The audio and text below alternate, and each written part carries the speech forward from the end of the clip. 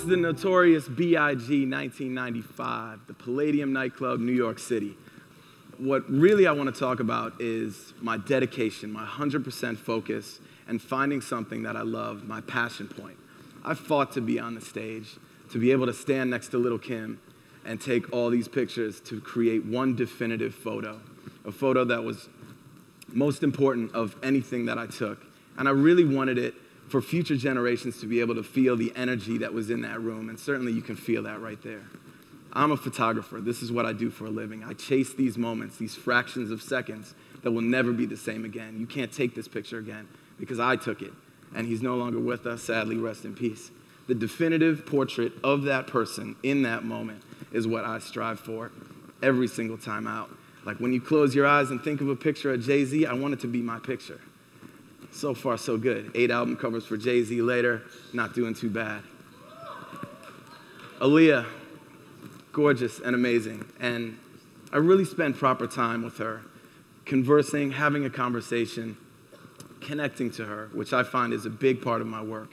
That connection, to be able to have a conversation, to say you're doing great, to say why I want a certain picture and a certain attitude.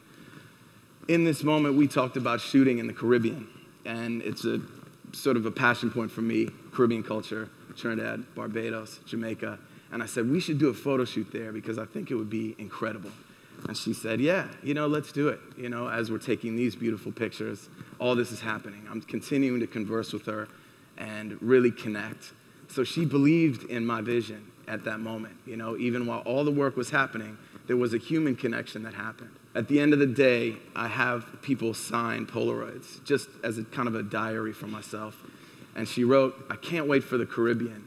I'll see you then. You gotta take a breath. You gotta take a breath. She's missed incredibly. And I think what the reminder is that these moments are really precious and you really have to take the time to connect to them, to be part of that process, to make a difference in people's lives in that moment. You never know how you're affected by somebody. Clearly I am. You can see it.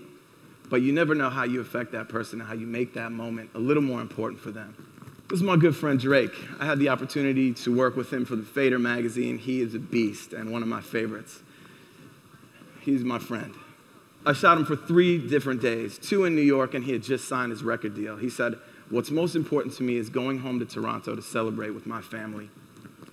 So we went home. We flew home, and he said, I got to do a pit stop. I got to go see my grandmother in the afternoon. And so you probably don't want to bother with that. I said, it would be an honor to meet your grandmother. I asked for what I wanted. I asked for access that nobody else had, because this is what makes a photographer sort of greater, to have a picture that somebody else doesn't have. That we want these unique moments. I asked for these moments, right? And I'm reminded of a story. He said, Grandma, I just got millions of dollars. I just signed a record deal. I got millions of dollars, Cash Money Universal and Young Money. And she said, $1 million? I said, no, Grandma, millions of dollars. What do you want? And she said, I want a kiss and I want a hug. Again, the reminder of why we do this.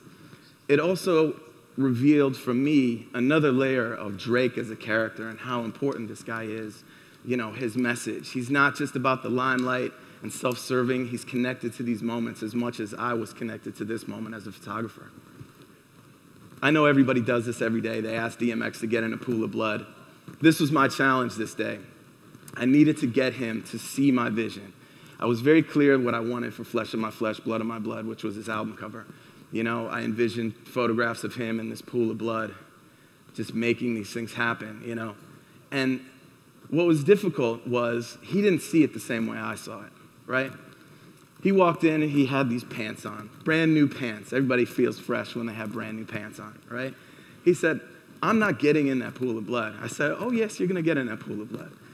And he said, no, my dogs, I'm not getting in that pool of blood. And I said, my dude, you're gonna get in that pool of blood. And in a bold statement, using all the psychology knowledge that I had from my schooling at Kenyon College, I dropped my pants in front of 40 people on a set that all were stunned.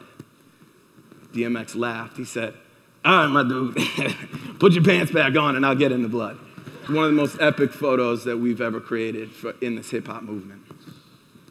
I'm on home soil. I'm in New Orleans. We got to give love to Lil Wayne.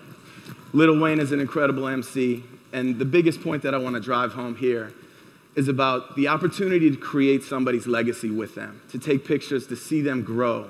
It was about trust in the moment and understanding that you could make a difference, have a communication, see somebody elevate and move forward, to take a variety of different pictures. You know, him in a spacesuit. He's a Martian, you know, what can I say? You know, but it was about seeing his growth and having an important role and communication with this guy in the moment. DJ Quick once said, "Isn't it incredible how you make people see your vision in hip-hop? The way that people look at hip-hop is through your eyes." I'm really, really proud of what I've created, what I've done, and passionately working to make quality work constantly. It's not about taking a photo. For me, it's about giving a photo to people that believe in it so much. Thank you.